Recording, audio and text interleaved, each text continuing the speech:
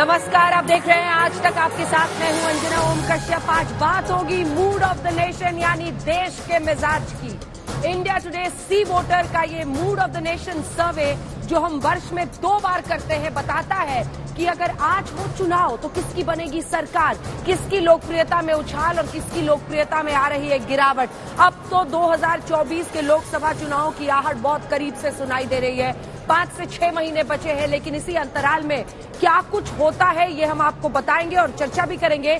लेकिन सबसे पहले आपका परिचय खास मेहमानों से करा देते हैं जो आज हमारे साथ इस चर्चा में शामिल हो रहे हैं। हमारे साथ सुधांशु त्रिवेदी जी, राष्ट्रीय प्रवक्ता भारतीय जनता पार्टी के, इस चर्चा में शामिल हो रहे हैं। सुरेंद्र राजपूत जी कांग्रेस पार्टी का पक्ष रखेंगे। संजय कुमार जी सीएसडीएस के डायरेक्टर हमारे साथ यहाँ पर मौजूद है। सेफोलॉजिस्ट के तौर पर ये आंकड़े क्या कह रहे हैं वो हमें बताएंगे। और सांसद जी, चूंकि आज आप मौजूद हैं तो आज आपको देश की नई संसद के अंदर भी लिए चलेंगे हम लोग, क्योंकि ये खास एनिमेशन हमने बनाया है देश का मिजाज। अगर आज होंगे चुनाव तो किस गठबंधन की आएंगी कितनी सीटें, और इसीलिए आपको लिए चल रहे हैं हम सीधे देश की नई संसद में।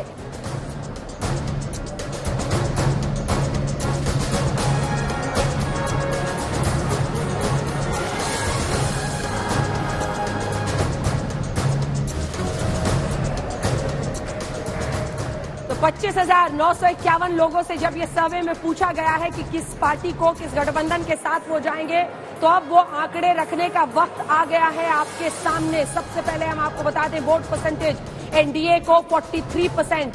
जी हाँ, एनडीए को 43% यानी 43%, बहुत कम का फासला है।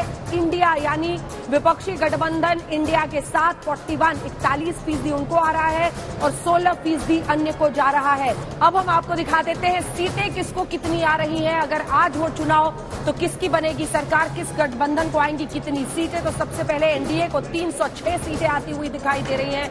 193 सीटों में जब वोट परसेंटेज कन्वर्ट होता है तो इंडिया की सीटें थोड़ी कम रह जाती है। 306 सीटों पर एनडीए, इंडिया गठबंधन 193 पर, 44 सीटें अन्य को आती हुई दिखाई दे रही हैं। तो अगर आज हो चुनाव तो किस पार्टी को, किस गठबंधन को कितनी सीटें, ये हमने आपको दिखा दिया।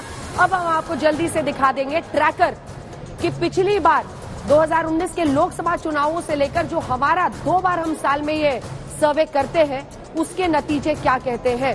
बीजेपी का वोट परसेंटेज देख लीजिए, 38% बीजेपी का वोट परसेंटेज है।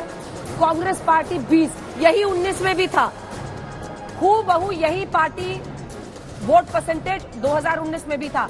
कांग्रेस की 19 कुछ था, वहीं बीजेपी का 37 कुछ था। तो 38 और 20 वोट परसेंटेज वही रह रहा है। 42% वोट अन्य को जाता हुआ। अब देख लीजिए, इसमें आप कांग्रेस को निकाल देंगे तो जो बाकी इंडिया गठबंधन के साथी हैं, इसी वजह से अन्य का आंकड़ा इतना ज्यादा यहाँ पर बढ़ जाता है। अब हम आपको दिखा देते हैं सीटें बीजेपी को कितनी आती हुई दिखाई दे रही है, कांग्रेस पार्टी को कितनी, तो भारतीय जनता पार्टी को क्या अपने दम पर बहुमत मिलता हुआ जी हाँ दिखाई दे रहा है। पिछली बार 303 थे, 16 सीटों की गिरावट हुई है। 287 पर जाकर बीजेपी स्पष्ट जनादेश हासिल करती हुई दिखाई दे रही है। 74 सीटें कांग्रेस पार्टी को, 22 सीटों का फायदा है। 52 सीटों से वो 74 पर पहुंच रहे हैं। इसी में गदगद हो गए एकदम सुरेंद्र जी, मुस्कुराए वो कि चलिए 22 सीटों का फायदा हो रहा है और उधर 16 ये गिर रहे हैं। यही खुशी की बात है कि जितना वो गिर नहीं रहे उससे ज्यादा ये उठ रहे हैं। लेकिन 182 ये अन्य का आंकड़ा आप इतना बड़ा इसलिए देख रहे हैं क्योंकि जैसे ही कांग्रेस को आप अलग कर देते हैं तो इंडिया के बाकी जो साथी हैं उनकी वजह से अन्य का आंकड़ा बड़ा हो जाता है। हालांकि वहां पर -6 होता हुआ दिख रहा है। 182 सीटें वहां पर जाती हुई दिखाई दे रही हैं। और इससे पहले कि हम चर्चा की शुरुआत करें, हमने राज्यों के नतीजे भी इस बार निकाले हैं जो अभी तक आपने नहीं देखे हैं आज तक पर। तो महाराष्ट्र के साथ हम शुरुआत कर रहे हैं। सबसे पहले हम दिखा देते हैं आपको, महाराष्ट्र में इस बार एनडीए को 20 और इंडिया गठबंधन को 28 सीटें आती हुई दिखाई दे रही हैं।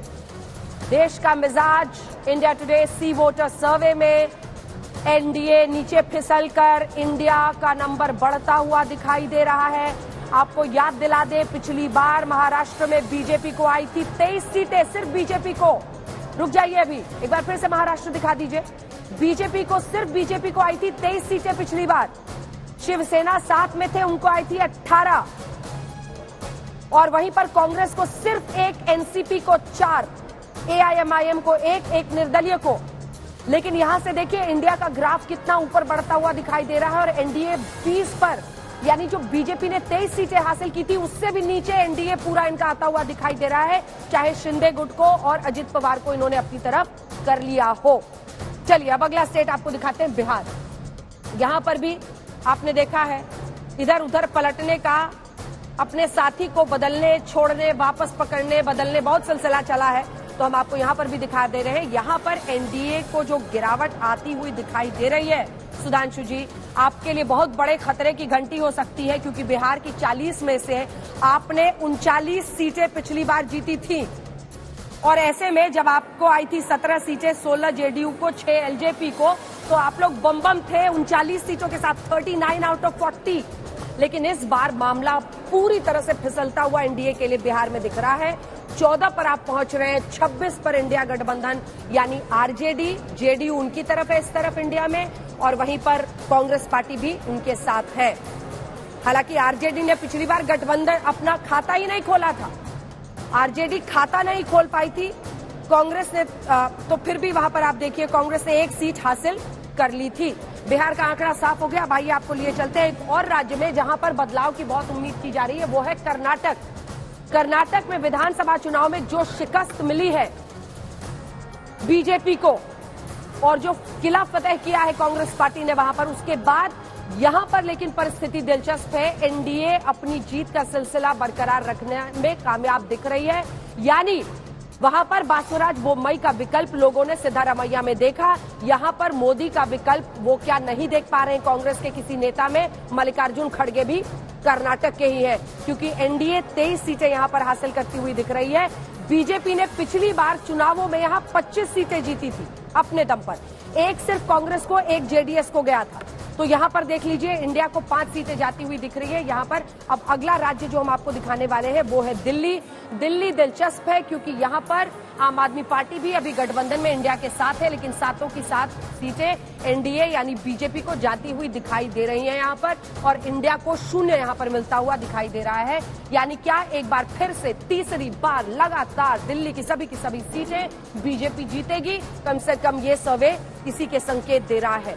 तो अब हम चर्चा की शुरुआत करेंगे, जिसके बाद हम आपको उत्तर प्रदेश, मध्य प्रदेश, राजस्थान, पश्चिम बंगाल और पंजाब के भी अपने सर्वे के नतीजे दिखाएंगे। लेकिन उससे पहले इन 4 सीटों पर और देश की जो बड़ी तस्वीर आज के देश का मिजाज सर्वे में उभर रही है, उस पर चर्चा की शुरुआत करते हैं। आप स्पष्ट बहुमत तो पा रहे हैं, लेकिन 16 की गिरावट आपके सीटों में आती हुई निजी तौर पर बीजेपी की, और एनडीए में भी वैसी ही गिरावट है। आप हमेशा कहते हैं प्रो इनकम्बेंसी है हमारे लिए, तो लेकिन आप न सिर्फ देश को देखिए, आप देखिए कि महाराष्ट्र में आपका ये तोड़ फोड़ नीति क्या आपको भारी पड़ती दिख रही है? क्या बिहार में इंडिया को जबरदस्त गेंद आपके लिए खतरे की घंटी है? सुधांशु जी। देखिए, मैं आपके ही सर्वेक्षण को आधार मानता हूं, परंतु इसका कालखंड देखिए, ये 15 जुलाई से 14 अगस्त के बीच का समय है। ये वो समय है जब, याद दिलाना चाहता हूं, देश में चारों तरफ घनघोर बरसात हो रही थी। हाँ। उसकी वजह से महंगाई का असर हुआ, क्योंकि मई जून में महंगाई की दर 4.5% थी, वो 7.5% आके हो गई। और इस समय में देश के हर क्षेत्र में, मतलब हिमाचल, उत्तराखंड से लेके, महाराष्ट्र से लेके, कर्नाटक से लेके बंगाल की तरफ, सब तरफ यह समस्या पानी की आई। और यही वो समय था जब संसद का सत्र चल रहा था, और सबसे ज्यादा विपक्ष ने मणिपुर और अन्य विषयों को लेकर भी एक वातावरण बना के रखा हुआ था।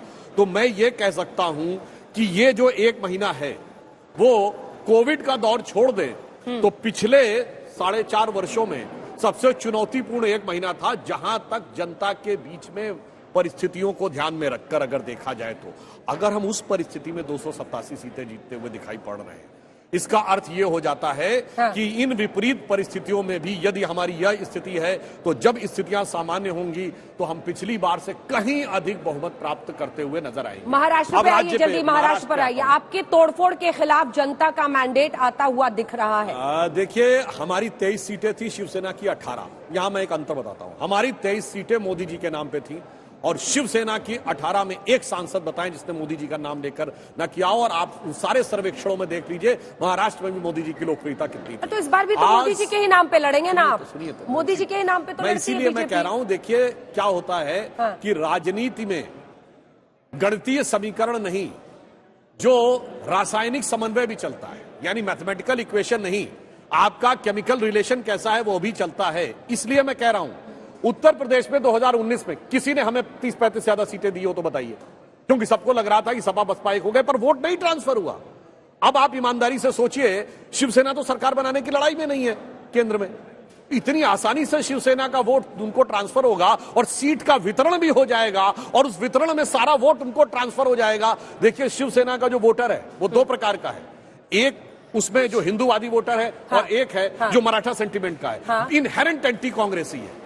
और अब आप इमेजिन करिए कि जहां पर कांग्रेस का कैंडिडेट पर वो बाला साहब ठाकरे का फैन है ना, मैं उसी बिंदु पे आ रहा हूं, वो तो उनके पुत्र को ही चुनेगा।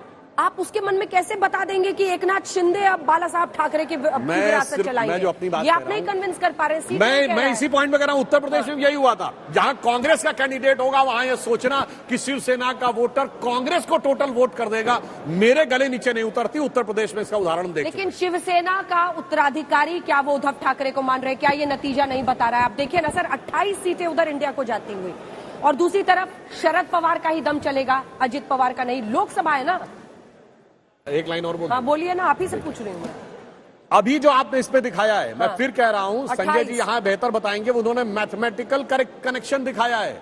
अभी सीटों का वितरण छोड़िए, अभी तो इन पार्टियों में जिस प्रकार से टूट-फूट हुई है, उसके बाद इनके कैडर की स्थिति क्या होगी और उसके बाद टिकट बंटवारे में क्या होगा, क्योंकि हमारी शिवसेना की सीटें डिवाइडेड थी, एनसीपी कांग्रेस की डिवाइडेड थी। अब ये जो अननेचुरल कनेक्शन आएगा, जैसे मुंबई में हम शिवसेना को देते थे और मुंबई में कांग्रेस भी लड़ती है। अब आप सोच लीजिए कि अगर वो 40 साल का वोट इतनी आसानी से एक दूसरे को ट्रांसफर होगा, नहीं होता। आम आदमी पार्टी को दिल्ली की विधानसभा में वोट मिलता है, नहीं मिलता दिल्ली की लोकसभा में। चलिए ठीक है, अब सुरेंद्र राजपूत जी आपके पास, संजय जी आपके पास आऊंगी। 52 से आप उठ रहे हैं, 74 पर अटक रहे हैं। लगातार तीसरी बार भारतीय जनता पार्टी और नरेंद्र मोदी आपको इतनी करारी शिकस्त दे रहे हैं कांग्रेस पार्टी को। आप सोचिए ना सर, 75 भी नहीं पहुंच पा रहे हैं। 75 एक रिस्पेक्टेबल नंबर होता है। सवाल यह है कि क्या कांग्रेस को अपने अस्तित्व के लिए अब इस देश में बहुत इंतजार करना पड़ेगा? 2047 तक का प्लान बता रहे हैं मोदी जी। आप लोग इस स्पीड से चलते रहे तब तो अटके रहिएगा। अंजना जी, मोदी जी क्या बता रहे हैं इससे हमें बहुत विशेष फर्क नहीं पड़ता, लेकिन हाँ आप क्या बता रही हैं इससे जरूर हम उस पर जवाब देते हैं। ठीक है। कहते हैं ना कि आज आप 43 और 41, तो मैं आपके इस सर्वे को सलाम करता हूं और आपका सर्वे मैं मानता हूं। आज 6 महीने पहले इलेक्शन से या 9 महीने पहले इलेक्शन से आज आप 43 पे ले आए एनडीए को, 43% पे, और क्या नाम, इंडिया को 41 पे ले आए। हम नहीं लाए, मतलब वोटर सर्वे है। आप लाए का मतलब मैं इस समय तो आप से चर्चा कर रहा हूं ना। अभी 6 महीने बाद यही आंकड़ा टर्न अप बिल्कुल उल्टा हो जाएगा। जिम्मेवारी से कहता हूं क्योंकि अभी शुरुआत हुई है।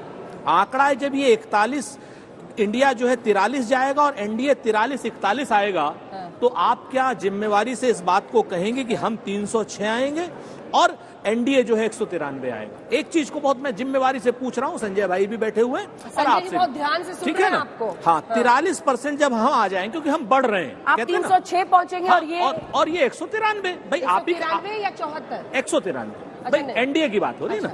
आपको मैं बताऊं, जैसे एनडीए और इंडिया की बात हो रही थी ना, तो ये 193 और हम जो है 306। अच्छा, तो एक चीज की बड़ी हम स्पष्टता चाहते हैं कि हम बढ़ते हुए हैं। हमारी तरफ बिहार में भी और उत्तर प्रदेश में भी एक कहा जाता है कि चढ़त राजा उतरत ग्रह। नरेंद्र मोदी जी राजा की तरीके से 2014 से चढ़ रहे थे, अब वो ग्रह की तरीके से उतर रहे हैं। कर्नाटक ने भी बता दिया और हिमाचल ने भी बता दिया और आपके सर्वे ने भी बता दिया। कहां नरेंद्र मोदी जी को पिछली बार 49%, 50% सीटें वोट मिल रहे थे और कहां इस बार अभी 43 पे रह गए हैं और इंडिया जो है 41 पे आ गया। अब आप आ जाइए, महाराष्ट्र की बात आपने करी थी, तो महाराष्ट्र में जो परिस्थितियां हुई हैं, सुधांशु भाई बड़ी बड़ी बातें कर रहे थे। जिस दिन से देवेंद्र फडणवीस की सरकार एकनाथ शिंदे के साथ बनी है, उस दिन से एक चुनाव भी, चाहे वो नगर पंचायत का हुआ हो, चाहे वो एपीएमसी का हुआ हो, चाहे वो क्या नाम विधानसभा के 2 चुनाव हुए हों और चाहे एमएलसी के चुनाव हुए हैं, सारे के सारे चुनाव भारतीय जनता पार्टी और शिंदे हारे हैं। ठीक है, सारे चुनाव हारे। संजय जी, तो इस चीज को लेकर के मैं सिर्फ इतना कह रहा हूं कि मैं बाजी पलट जाएगी 6 महीने 100% पलटेगी। हम 306 से ज्यादा जाएंगे आपके सर्वे के हिसाब से और 193 के नीचे आएंगे। संजय जी ये कह रहे बाजी पलट जाएगी, इनको 306, 193। अब मेरे पास तो कोई ऐसा विश्लेषण नहीं है या कोई ऐसा पैरामीटर नहीं है जिसके आधार पर मैं कहूं कि सचमुच बाजी पलट जाएगी, लेकिन दो तीन बातों को मैं कहना चाह रहा था। एक बात कह रहे इंडिया गठबंधन ऊपर जा रहा है, ऊपर जाता हुआ इशारा हमें मिल रहा है, लेकिन उसकी वजह दो तीन है। एक वजह तो साफ है, ये जो इंडिया गठबंधन है, जो वोट का आकलन है, उसमें तमाम ऐसी पार्टियां हैं जो आज इंडिया गठबंधन के साथ हैं, इस वजह से उनका वोट ऊपर जाता हुआ हमें दिख रहा है। कुछ और चीजों में परिवर्तन है, अगर आप पिछले 3-4 साल से तुलना करें तो कुछ परिवर्तन है, वोटरों के मनस्थिति में भी परिवर्तन है, क्योंकि महंगाई, बेरोजगारी, इन सब मुद्दों पर लोगों की थोड़ी नाराजगी तो जरूर दिखाई पड़ती है, लेकिन उसका वोट पर असर नहीं पड़ रहा है। तो ये जो इंडिया गठबंधन का वोट ऊपर जाता हुआ जो इन्हें दिखाई पड़ रहा है सुरेंद्र राजपूत जी को, उसकी वजह साफ है। उसकी वजह है गठबंधन साथ हुआ है, इसमें कई ऐसी पार्टियां हैं जिनमें अंतर विरोध होगा, लेकिन ये जो महाराष्ट्र क्या कह रहा है सर? महाराष्ट्र क्या कह रहा है? अगर यही एक बार महाराष्ट्र के आंकड़े दिखा दीजिए।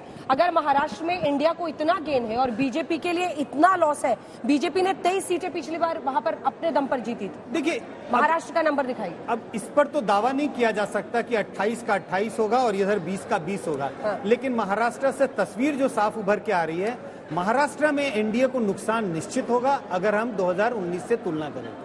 इसमें तो कोई शक नहीं है कि महाराष्ट्र में उन्हें नुकसान होगा और बिहार में भी एनडीए को नुकसान होने की पूरी गुंजाइश। बिहार दिखाइए, बिहार का आंकड़ा दिखाइए।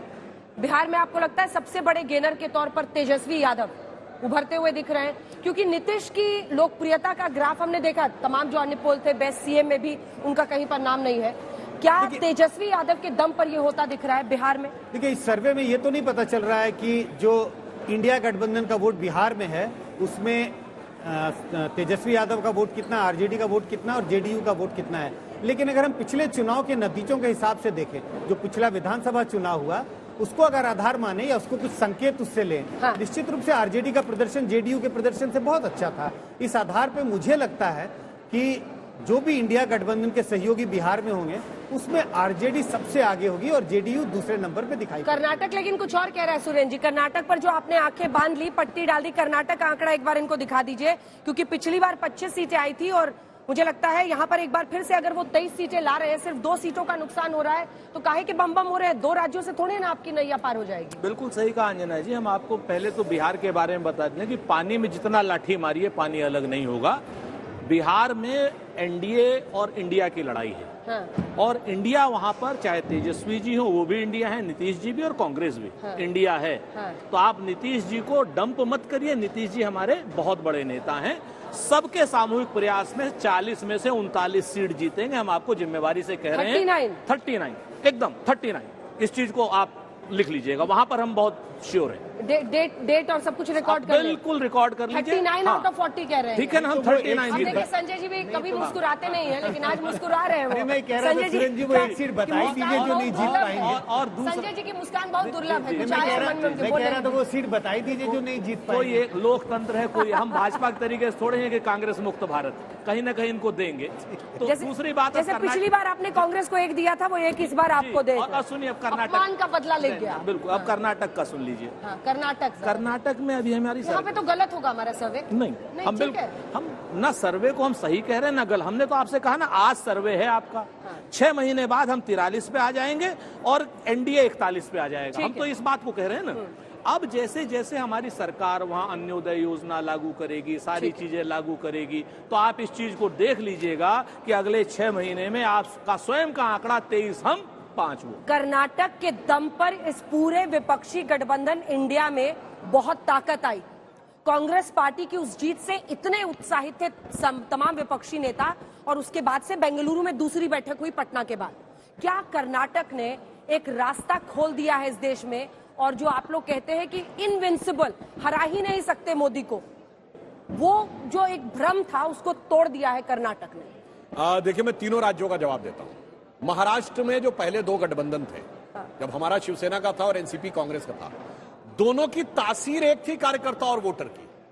दोनों का कार्यकर्ता हमारा और शिवसेना का हिंदुत्व के नाम पे था, और एनसीपी तो पहले कांग्रेस की थी। ठीक है, परंतु पहली बार विपरीत तासीर में चुनाव होगा। दूसरा, शिवसेना का पैन महाराष्ट्रियन इंपैक्ट नहीं है, उसका सर्टेन एरिया में इंपैक्ट है जहां से वो जीते थे। आज वो उस महाविकास अघाड़ी में कहेंगे मुझे सारी सीटें दे दो, अब अगर सारी सीटें वो दे देंगे तो समस्या, और अगर सीटें नहीं देंगे तो शिवसेना का इंपैक्ट ही बाकी जगहों पे उतना नहीं है कि वो जीत सके। इसलिए एक व्यवहारिक बात आएगी। अब बिहार का उदाहरण देता हूं। ठीक है। सपा बसपा गठबंधन इसलिए नहीं हो पाया था कि जमीन के ऊपर दोनों के वोट वाले, यानी जो वर्ग जिसका प्रतिनिधित्व करते हैं, आज संघर्ष उनका है सत्ता के लिए। बिहार में आज जदयू और राजद जिसका गठबंधन, जिसका प्रतिनिधित्व करते हैं, अरे भाई उस समय, मैं नाम नहीं लेना चाहता, एक वर्ग के डोमिनेंस के खिलाफ ही नीतीश कुमार बाहर आए थे, और अब धरातल पे उनका संघर्ष है। इतनी आसानी से वोट ट्रांसफर नहीं होता। दूसरा, जब नीतीश कुमार जी ने यह कह दिया कि वो अब आगे नहीं लड़ेंगे, तेजस्वी फ्यूचर रहेंगे, तो उनका समर्थक वोटर कंफ्यूज हो गया है। क्योंकि वो कोई संगठनात्मक पार्टी तो है नहीं, उसे लग रहा फ्यूचर क्या होगा, तो जदयू का वोटर किधर जाएगा ये देखने की बात होगी। अब कर्नाटक का उदाहरण देता हूं। कर्नाटक में देखिए हम हारे थे, मगर अपना सबसे तगड़ा वोट बैंक 75 साल का 36% लेके आए थे। 5% वोट इनके पास जेडीएस का गया था। अब जेडीएस तो लड़ाई में नहीं है, दो कारणों से गया था। एक तो यह था कि उनको लगा था डीके शिव कुमार बन सकते हैं सीएम, तो वो कलिंगा वोटर ने वोट कर दिया था। दूसरा, उन्होंने जो अपना सांप्रदायिक कार्ड खेला था। अब जेडीएस जब सरकार बनाने की रेंज में नहीं है, तो जेडीएस का वोटर, और उसे नहीं लगेगा चीटिंग हो गई उसके साथ, जो सोच के वोट दिया था वो तो हुआ नहीं। तो अभी देखिएगा, मेरे विचार से अगर संजय जी इन न्यूएंसेस के ऊपर भी अगर करेंगे ना जानकारी, बहुत बेहतर पिक्चर आएगी। इसीलिए दम है क्या इनकी बात में? वो डीके शिव कुमार के नाम पे वोकल लीगर्स की बात कर रहे हैं, जेडीएस का जो वोटर था उसकी महत्वाकांक्षाओं की बात कर रहे हैं। नहीं, ये कह पाना तो बहुत मुश्किल है कि सारे के सारे वोट जो कांग्रेस को मिले वो, या जो कह रहे हैं कि डीके शिव कुमार के कारण मिले क्योंकि वोकल लीगर वोट उनकी तरफ आ रहा है। कुछ इसका फर्क पड़ता है जब आपके समुदाय का कोई लीडर पार्टी को लीड करता है, जब उम्मीद होती है इस बात की कि वो हो सकता है वो मुख्यमंत्री बने, तो अपने समर्थकों में एक उत्साह पैदा करता है। लेकिन वो व्यक्ति अगर मुख्यमंत्री नहीं बनता तो ऐसा नहीं हो सकता कि उसके सारे के सारे समर्थक उस पार्टी को छोड़कर किसी दूसरी अन्य पार्टी को वोट दें। कुछ अन्य कारण होंगे जो अभी सर्वे दिखा रहा है। एनडीए को बहुत बड़ी बढ़त दिखाई पड़ रही है कर्नाटक में, उसके कारण अलग हैं और उसका कारण बहुत साफ है। प्रधानमंत्री मोदी की छवि पहले भी कर्नाटक में ऐसा देखने को मिला था कि जब विधानसभा के चुनाव होते हैं और लोकसभा के चुनाव होते हैं तो वोटर अलग अलग तरह से वोट करते रहते हैं। वही कारण कुछ दिखाई पड़ रहा है जिसके कारण एनडीए इतनी बड़ी लीड लेती हुई दिखाई पड़ रही है, जो सर्वे के आंकलन है आज के इसके। उत्तर प्रदेश जहां पर सबसे ज्यादा सीटें देश में है, 80 सीटें उत्तर प्रदेश की, जिसमें इंडिया गठबंधन को 8 और एक बार फिर से एनडीए यहां पर जबरदस्त कामयाबी हासिल करता हुआ 72 सीटों पर पहुंचता हुआ दिखाई दे रहा है। पिछली बार 62, यानी यहां पर आपको सीधा 10 का गेन दिख रहा है संजय जी, 10 का गेन। और यूपी हार्टलैंड इनको जीतना बहुत जरूरी है, क्योंकि जिस तरह से ये बिहार में लूज करते दिख रहे हैं, महाराष्ट्र में लूज करते दिख रहे हैं, यूपी लगता है इज्जत बचाने के लिए। अंजना जी, नागपुर से मुझे कोई आश्चर्य नहीं है, क्योंकि आज की स्थिति में जो इंडिया गठबंधन यूपी में है, उसमें मुख्यतः कांग्रेस और समाजवादी पार्टी है, बीएसपी इसके साथ नहीं है। और अगर ऐसी स्थिति है तो जब चुनाव होंगे तो मुझे तो लगता है इसके करीबी नतीजे आएंगे। 1-2 सीटों का हेरफेर इधर उधर हो सकता है, लेकिन लगभग ये हकीकत को बयां कर रहे हैं जो ये लोग जीत रहे हैं। अब इस पर ये डिटेल्स हम आपको अभी नहीं बता सकते हैं, क्योंकि वो डिटेल्स मेरे पास भी नहीं है। रुचि का विषय, मैं ऐसे नहीं पूछा, मैं रुचि जानना चाहता हूँ। मतलब आपको क्या लग रहा है कि सारी की सारी जीत लेंगे? हमारा लक्ष्य पिछली बार भी लगा था ना, फिर वापस गिरे थे और नीचे पहुंच गए थे आप लोग 62 पे। 30-35 दे रहे थे, हम 62 पहुंचे थे। अब आप 72 दे रहे हैं तो कहाँ पहुंचेंगे आप सोच सकते हैं। ठीक है, 72 तो खैर ये अभी सर्वे है, अभी 6 महीने बाकी है। पर ये क्या कह रहा है, इसमें अमेठी राहुल गांधी का शामिल है कि नहीं है? इसके बाद हम एमपी के आंकड़े दिखाएंगे, एमपी का निकाल के रखेंगे। हम जिम्मेवारी से कहते हैं कि पिछली बार आपने 30-35 कही थी, सुधांशु जी लोग 62 ले गए थे। हाँ। इस बार 72 आप दिखा रहे हैं, सुधांशु जी लोग 36 लाएंगे। अच्छा, कांग्रेस कितनी पाएगी ये जान लीजिए आप। और अच्छा, 8 लड़ने की मिलेंगी नहीं कांग्रेस को, ये पूछ लीजिए सुधांशु जी। अगर हो भी गया गठबंधन, सुन लीजिए, हम 80 लड़ेंगे। इंडिया गठबंधन, हम आपकी तरीके से अहंकारी थोड़ी हैं कि भाजपा को एनडीए से अलग रखें। हम तो इंडिया में मर्ज हैं, हम तो पानी की तरीके से हैं। 80 की 80 लड़ेंगे। जान लीजिए, हर सीट पे कांग्रेस लड़ेगी, हर सीट पे सपा लड़ेगी, हर सीट पे लोकदल लड़ेगा। आपके यहाँ हो सकता है किसी सीट पे राजभर लड़े, किसी सीट पर निषाद लड़े, किसी सीट पर अनुप्रिया पटेल लड़े, जिसको आप जिताना ना चाहो। आप भाजपा वाले हो, हम कांग्रेस वाले हैं। हम पानी की तरीके से इंडिया गठबंधन के साथ लड़ेंगे, 80 सीट लड़ेंगे। मायावती अलग लड़ रही है, पहले ही अनाउंस कर दिया उन्होंने। देखिए, वो उनको तय करना है कि वो दलित की बेटी है कि दौलत की बेटी। अगर वो दौलत की बेटी हैं तो भाजपा के साथ जाएंगी, दलित की बेटी हैं तो आरक्षण बचाने के लिए वो इंडिया के साथ आएंगी। हमें उम्मीद तो है। वो अलग लड़ रही है, उन्होंने ऐलान कर दिया। अलग लड़ने का मतलब ही वो भाजपा के साथ जा रही है। अब ये कोई बात हुई जो आपके साथ ना है वो सारे भाजपा की तरफ है। अरे हर पार्टी जिसको अपना अस्तित्व बचाना है वो लड़ रही है। आज तो लोग क्या हुआ था पिछली बार अखिलेश से हाथ मिलाया था ना, क्या हुआ था? आज देखिए, मैं पिछली बार अखिलेश यादव के साथ हाथ मिलाया था ना उन्होंने। बहुत अच्छी बात आपने कहा, आई रियली अप्रिशिएट यू। 2014 के चुनाव की नवैयत अलग थी, 2019 की अलग थी, 2022 की अलग थी। इस बार 2024 का इलेक्शन पूरी तरीके से अंजना जी बिल्कुल अलग मुद्दों पर है। मोदी वर्सेस मुद्दे हैं। आज की डेट में संविधान बचाना मुद्दा है, आज की डेट में आरक्षण बचाना मुद्दा है, आज की डेट में महंगाई मुद्दा है, आज की डेट में बेरोजगारी मुद्दा है, आज की डेट में सीमा की सुरक्षा मुद्दा है। मध्य प्रदेश अगला राज्य जो हम आपको दिखाने वाले हैं। अगर आज हो मध्य प्रदेश में, मतलब लोकसभा के ही चुनाव, और जनता वोट करे तो मध्य प्रदेश से कितनी सीटें किस पार्टी को आएंगी, किस गठबंधन को आएंगी। एनडीए को 23 सीटें आती हुई दिखाई दे रही हैं, जो कि पिछली बार बीजेपी को 28 सीटें आई थी, कांग्रेस को 1 सीट आई थी, बीएसपी को 0, अदर्स को 0, यानी 28 सीटें आपने जीत ली थी पिछली बार 29 सीटों में से। और इस बार यहां पर भी आपकी मतलब जो परफॉर्मेंस है वो नीचे आ रही है 5 सीटों से। सुधांशु जी, मध्य प्रदेश में देखिए, मध्य प्रदेश हमारा संगठनात्मक दृष्टि से बहुत व्यवस्थित राज्य है। हाँ। इसलिए आप आश्वस्त रहिए, जो 23 दिख रही है ये संख्या लगभग 29 के आसपास पहुंचेगी। लेकिन बीजेपी के खिलाफ, शिवराज सिंह चौहान के खिलाफ एंटी इनकम्बेंसी है अभी, तो उससे पहले विधानसभा चुनाव भी होने हैं। क्या उसी का असर ये दिख रहा है? देखिए, ये लोकसभा चुनाव में तो मोदी जी का चुनाव होगा ना। हाँ। मोदी जी के खिलाफ कुछ दिख रहा है क्या? बल्कि वो तो एडेड फैक्टर है। बल्कि आपके ही सर्वेक्षण में यह भी दिखाया गया है कि 44% मतदाता मोदी जी की वजह से भाजपा को वोट कर रहा है। और चिंता मत करिए, जब तक चुनाव आएगा वो 44%, 64% है या बुरी बात है? 44% कहते हैं मोदी की वजह से बीजेपी को वोट देंगे, 22% कहते हैं विकास की वजह से देंगे। ये आपकी जो ओवर डिपेंडेंसी नहीं है क्या? मोदी भरोसे कब तक रहिएगा सर? 10 साल निकल गए। मोदी जी भाजपा के और संघ के उस संगठन से निकले हुए नेता हैं। इसीलिए उस जमाने में अटल जी थे तो लोग कहते थे ना, वोट अटल को, वोट कमल को। आज वोट मोदी जी को, वोट एनडीए को। इसमें ऐसी कौन सी बात है? कहीं किसी प्रकार का किंतु परंतु नहीं है। मध्य प्रदेश जैसे राज्य में कुछ नहीं कर पाएंगे आप लोग। सिर्फ 6 पर इंडिया अटकता हुआ दिख रहा है। ये तो वो स्टेट है जहां पर संजय जी इन लोगों को मतलब आप पीछे छोड़ सकते थे बीजेपी। कहते हैं ना कि सुधांशु जी ने बड़ी अच्छी बात कही कि तुलसी भरोसे राम के निर्भय होकर सोए, अनहोनी होनी नहीं, होनी होए सो होए। आज की डेट में तो ये अभी सुधांशु भाई आपके बीच में नहीं बोलने का, अच्छी बहस चलने दीजिए, है ना। अब आपको मध्य प्रदेश की मैं जिम्मेवारी से कहता हूँ कि ये मोदी जी के भरोसे हैं, क्योंकि वहां पर इनकी सेकंड लाइन लीडरशिप खत्म। उत्तर प्रदेश में तो योगी जी हैं, लेकिन मध्य प्रदेश में इनकी पूरी लीडरशिप खत्म है, राजस्थान में पूरी लीडरशिप खत्म है, छत्तीसगढ़ में पूरी लीडरशिप खत्म है। चुनाव आने दीजिए, विधानसभा के चुनाव में बुरी तरीके से हारेंगे और मोदी जी का नाम ना विधानसभा में चलेगा ना लोकसभा में चलेगा। जैसे कर्नाटक में मोदी नहीं चले, वैसे ही ये मध्य प्रदेश में चलेगा। राजस्थान देखिए, कर्नाटक का इन्होंने जिक्र कर दिया, मध्य प्रदेश के साथ कितना बेहतरीन समन्वय कि वहां पर मृगांक खड़गे ये कहते हैं कि बिल्कुल हम बजरंग दल पे प्रतिबंध लगाएंगे, और मध्य प्रदेश में इनके पूर्व मुख्यमंत्री कमलनाथ जाके कहते हैं हिंदू राष्ट्र की भी बात हो गई। तो क्या हुआ, 82% तो है। संजय जी, एमपी पे? हाँ, नहीं, एमपी के आंकड़े आपको अभी 6 और 23 दिखाई दे रहे हैं। मैं फिर कहूंगा, मुझे कोई आश्चर्य नहीं है।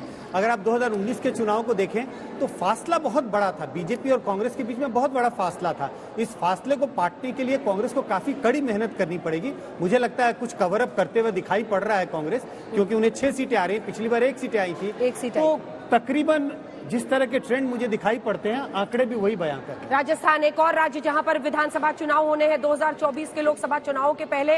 राजस्थान के आंकड़े क्या कहते हैं? अगर आज हो लोकसभा चुनाव तो राजस्थान में एनडीए की 25 सीटें आती हुई दिखाई दे रही हैं। यहां पर रिपीट परफॉर्मेंस राजस्थान में पिछली बार भी चला था। वसुंधरा तेरी खैर नहीं, मोदी तुझसे बैर नहीं, यहां पर चल जाता है। देखिए, राजस्थान में हमने 2 बार किया है और इस बार हैट्रिक निश्चित रूप से होनी चाहिए, 25 से 25 आनी चाहिए। पिछली बार तो 1 सीट पर तो इनके मुख्यमंत्री जी पूरा एड़ी चोटी का जोर लगा दिए थे, तब भी वो नहीं जीत पाए थे। परंतु मैं एक बात कह दूं, अभी हमारे सुरेंद्र राजपूत जी कह रहे थे हॉल मच रही है। जनाब, हॉल उसे मचती हुई दिखाई पड़ती है जो कहे कि मैं अपना पूरा यूपीआई खत्म करने को तैयार हूं, जो कहे कि मैं चेहरा भी बदलने को तैयार हूं, मैं झुकने को भी तैयार हूं। और हॉल ये होती है कि बंगाल में आपका नेता कहे कि कार्यकर्ताओं की हत्या हो रही है और हम अपने कार्यकर्ताओं के जनाजे पे भी पैर रख के गठबंधन करने को तैयार हैं। इसे कहते हैं हॉल। इसलिए देश की जनता को बहुत अच्छी तरह पता है। बंगाल की बात कर रहे हैं तो बंगाल का आंकड़ा जल्दी से दिखा दीजिए, एक ही साथ दोनों पर जवाब दीजिएगा। पश्चिम बंगाल में इंडिया गठबंधन को काफी सीटें 24 सीटें आती हुई दिखाई दे रही हैं।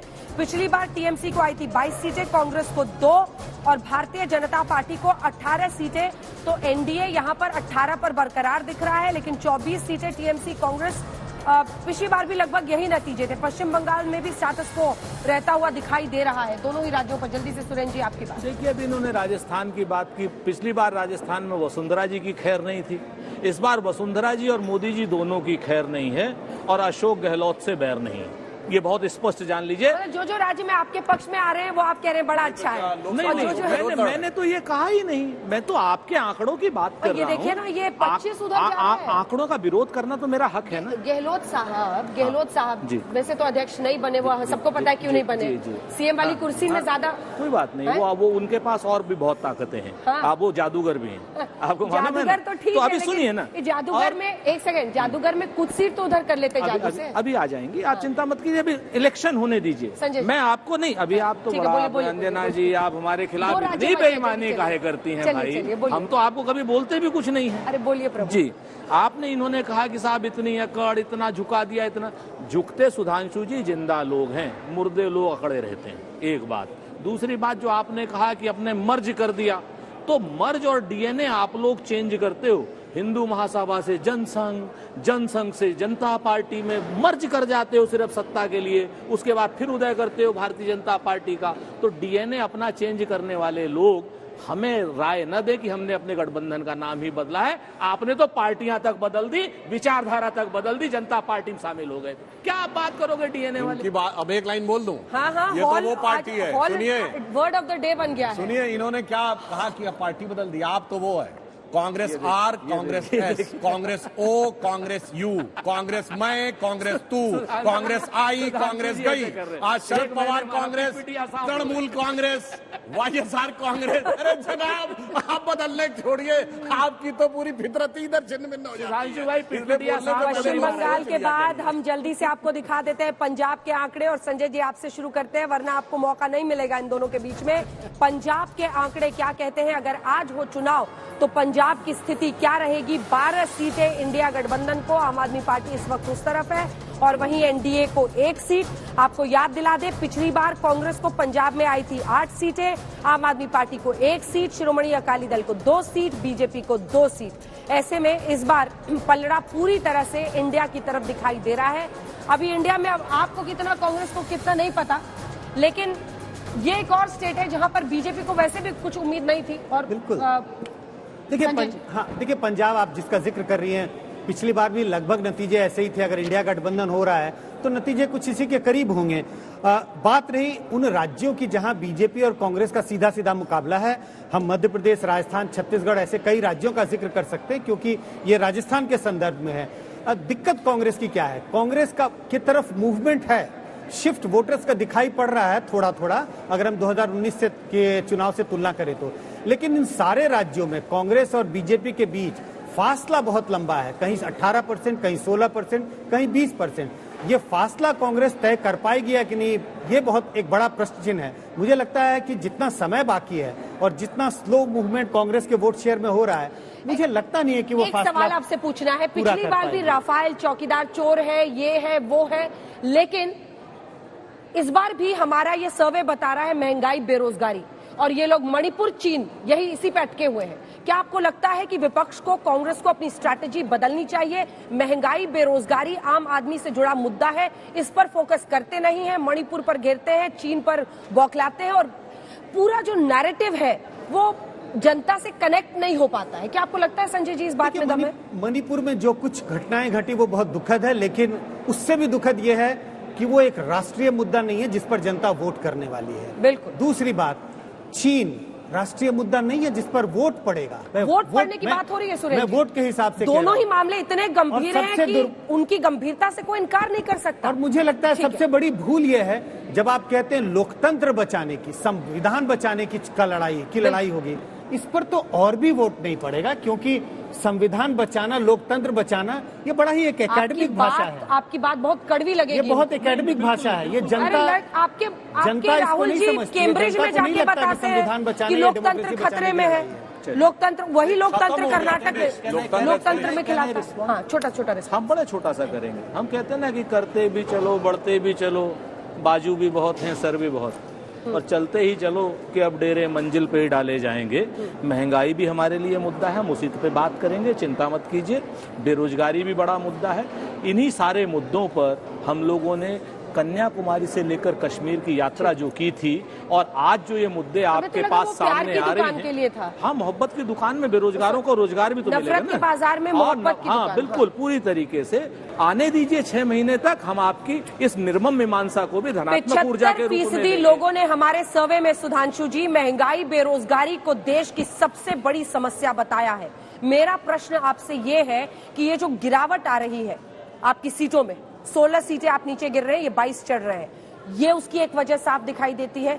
इन दो फ्रंट्स पर आप 14 से यही कह रहे थे ना सर, अब की बार महंगाई पर मार, तो अब ये सवाल बहुत बड़ा बन रहा है। जनता जब कनेक्ट करती है इन मुद्दों से, तो फिर वो नहीं देखते कि सामने नेता कौन। देखिए, पहली बात तो मैं इनकी एक बात पे कह दूं, ये जो मोहब्बत की दुकान की बात करते हैं, अब इस बार जनता दुकानदारी पे वोट नहीं देने वाली है, ईमानदारी पे वोट देने वाली है। अब महंगाई और बेरोजगारी की मैं बात जहां तक कहना चाहता हूं, हाँ। यहां पे समस्या जानते क्या है? पहली बात तो मैंने आपसे कहा कि जिस दौर का सर्वे है वो सबसे बुरा दौर था पिछले 4.5 सालों में, कोविड का दौर। सुधांशु जी जब बोल रहे हैं तो आप सारे डेटा एक बार दिखा दीजिए, ओवरऑल डेटा से लेकर ओवरऑल पिछले 9 साल का महंगाई का आप आंकड़ा दिखा दीजिए। दूसरी बात, एक ये भी होता है ना कि आप इसमें अगर यह सर्वे करें कि जनता की नजर में इसका समाधान कौन दे सकता है, क्योंकि भाई महंगाई की तो हमेशा जब कांग्रेस सत्ता में रही है तब महंगाई की दर 10% से ऊपर ज्यादातर समय में रही है। हाँ। बेरोजगारी प्रचंड रही है। हाँ। मैं पूरा डिटेल नहीं बताना चाहता, 60-70 साल का उतना, तो जनता के मन में वो कॉन्फिडेंस ही नहीं है कि जिनको 50-55 साल मौका मिला और घनघोर महंगाई और 2% ग्रोथ रेट रहती थी, अब पार्टी का शासन नहीं रहा, उन्हीं के परिवार का शासन रहा, तो वो विश्वास नहीं दिला सकते कि वो इसका समाधान दे सकते हैं। समाधान मोदी जी दे सकते हैं। समाधान मोदी जी दे सकते हैं, ये आपका कहना है। इनका कहना है कि सीटें पलटेंगी। जो 306 और 193 इंडिया का हम दिखा रहे हैं, ये कह रहे हैं मामला पलटेगा, लेकिन तमाम राज्यों में आप देखें तो एक भाजपा कांग्रेस के वोट में 18% का अंतर है। अगर आप 2% भी चेंज माने तो भी ये कैसे कह रहे हैं पलटेंगे? दुगने वोट परसेंट। भाई अंजना जी, भाजपा और उसमें तो है, हमने मान लिया। हम तो कह रहे हैं इंडिया में और एनडीए में तो 2% का है। सुधांशु जी 2% तो पलट जाएगा, इतना तो मान लीजिए। 43 हम आएंगे, 41 आप, 306 हमें मिलेगी। नंबर 1 स्पष्ट जनादेश बीजेपी को मिलता हुआ दिखाई दे रहा है। जल्दी से मैं इनको बता देना चाहता हूँ, जिसको ये कह रहे हैं ना, जैसे तमिलनाडु है, वहां पे हमारी स्थिति ठीक नहीं है, वहां इतना परसेंटेज ऑफ वोट आपके खाते में दिख रहा, उसमें आपके खाते में सीट कोई नहीं आने वाली, हमारी सीट पे कोई प्रभाव। हम डायरेक्ट में 224 सीटें, 2% का। लेकिन तमाम राज्यों की अगर हम परिस्थिति देखें, स्पष्ट जनादेश पर पूरे देश में एक बार फिर बीजेपी की सरकार बनती हुई दिख रही है। 16 सीटों का लेकिन नुकसान हो रहा है, स्पष्ट बहुमत की सरकार बन रही है। कांग्रेस को वहीं पर लगभग 22 सीटों का फायदा होता हुआ दिख रहा है। महाराष्ट्र एक ऐसा राज्य है जहां पर बीजेपी को भारी नुकसान। कर्नाटक में वो स्थिति अपनी बरकरार रखने में कामयाब दिख रहे हैं। बिहार में बहुत ज्यादा फिसलते हुए दिख रहे हैं, लेकिन यूपी में एक बार फिर 72 सीटों तक पहुंचते हुए सर्वे में कम से कम कांग्रेस पार्टी संवैधानिक दृष्टि से नेता प्रतिपक्ष का पद पाती हुई दिख रही है। इसी के साथ हमारी इस विशेष पेशकश में इतना ही। देश दुनिया की बाकी खबरों के लिए आप देखते रहिए आज तक।